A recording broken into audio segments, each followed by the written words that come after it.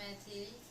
हम मिथिला समाचार से अहाँ सबके सामने एगो ब्रेकिंग न्यूज राखे छी जे बच्ची गाँव में एगो महिला छलखिन खाना बनाबे तो चूल्हा अहाँ के ब्रास्ट क गेलै, गैस चूल्हा, ठीक। लेकिन भगवान के शुक्र छलै और महिला के नीक छलन है जो महिला बच गेलखिन, बुझलिए। मुँह टुकड़े झड़क गेलन, घायल भेलखिन, लेकिन बचल छथिन। ताहि दुआरे हर महिला से हम रिक्वेस्ट करे छी, आवेदन करे छी, यह आग्रह करे छी जे कि गैस पर ध्यान दियो। ई नहीं कि गैस चूल्हा से तो जेना मन तेना खाना बना लेलहुँ, किछु गिरलो छै तो छोड़ दै छी। नहीं, गैस के जते यूज कर छी ना ओते ओकरा अच्छा से यूज करियो, ओहि पर साफ सफाई करे के ध्यान दियो। जेना कोनो चीज गिरे छै तो अहाँ छोड़ देलिए, अहाँ साफ नहीं केलिए, अहाँ फिर वह के यूज कर रहे तो जाम हो जाए छै कि नहीं। ओहि जाम से की होइ छै, एते घटना होइ छै। आई देखियो भगवान के ऊपर से किछु बनेला महिला के लेल, कि बच्चा के लेल नीक छलै जकर माँ बचलखिन है, झरक के बचलखिन है, लेकिन पूरा मुँह सब हुनकर झरक गेल छलनि है, फोका भ गेल छलनि है, लेकिन बचि गेलखिन, से बुझियो ओकर बादो। ताहि दुआरे जे केओ गैस यूज करे छी ओकरा साफ सफाई से यूज करू।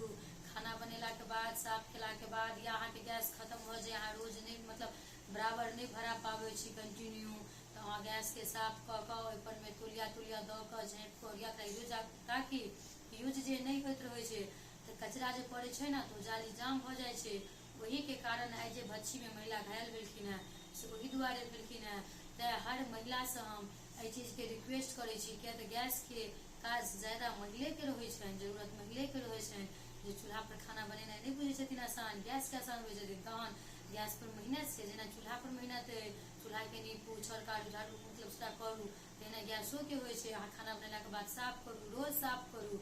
लेकिन बहुतो महिला एहन छथि जे कि रोज गैस के साफ नहीं करे छथि, ताहि दुआरे साफ करबाक चाही। ओकर नतीजा ई होइ छै जे कि सुबह सुबह के जे बच्ची के महिला के साथ भेलन है, तो हम भगवान से प्रार्थना करे छी कोनो महिला के साथ एना नहीं हो। लेकिन अपनो अहाँ के सतर्क भेनाइ जरूरी है ना, कर भला तो हो भला। हम पहले अच्छा करबे तहन ना हमरा अच्छा हेतै। हम पहले गैस के नीक से रखबे तखन ना। आत्मा तो कहि दै छै कि साफ सफाई नहीं करे छलखिन है, जाम छलै है, एक बैग अहाँ के गेलखिन गैस लग पजारखिन, चूल्हा आवाज क गेलै। ओ तो संजोग छलै जे चूल्हे आवाज केलकै जे बचि गेलखिन, अगर और किछु होइते तो की होइते से तो सब गोटा बुझे छियै।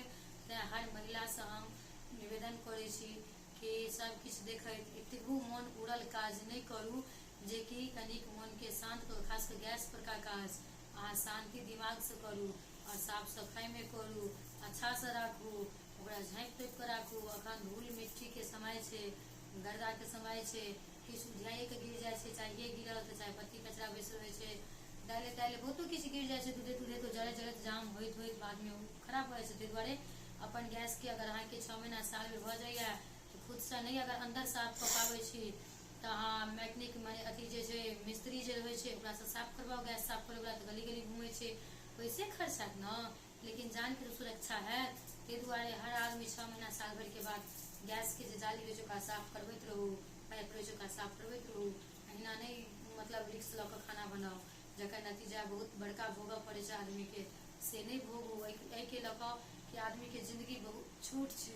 आई काल्हि अखन ओ समय छै जे कि माटि के बर्तन आदमी के जिंदगी भ गेलै, कागज के पुड़िया भ गेलै, ओहि पुड़िया के एतेक जल्दी हवा में उड़बै के कोशिश नहीं करू।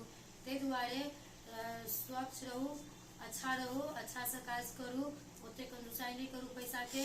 गैस साफ करे वाला आवे छै, साफ कराओ और आजाद जीवू, नीक से जीवू, एते झेलू नहीं।